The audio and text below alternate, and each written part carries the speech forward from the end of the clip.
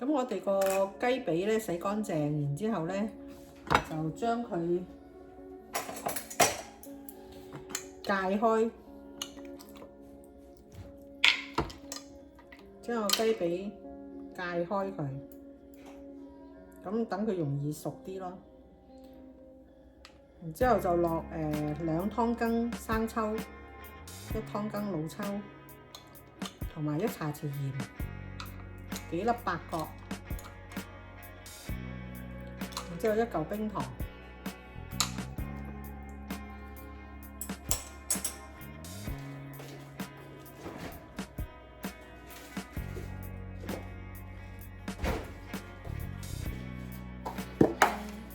就落幾片薑咁樣。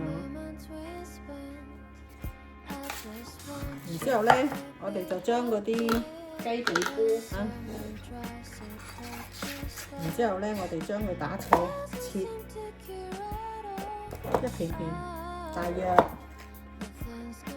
2分厚咁，2、3分厚咁。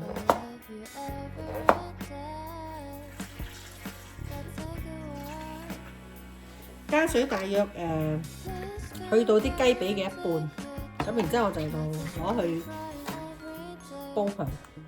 咁我哋開個中火，然之後等佢滾起之後就閂翻細個火，攪一攪佢。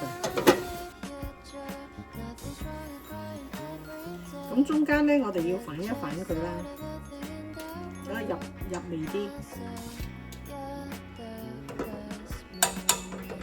咁啊，繼續由佢煮，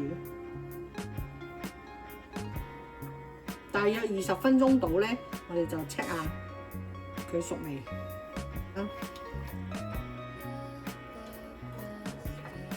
等佢均勻啲，煮得入味啲啦。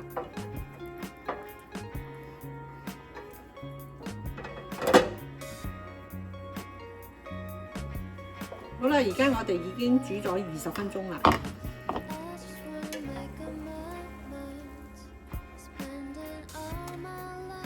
咁咧，我哋睇下，揾個最大嘅篤開去睇下熟未。嗱，而家我哋篤開咗咧，到個骨嗰度咧都冇睇到有血水，就已經係代表熟咗啦。完成。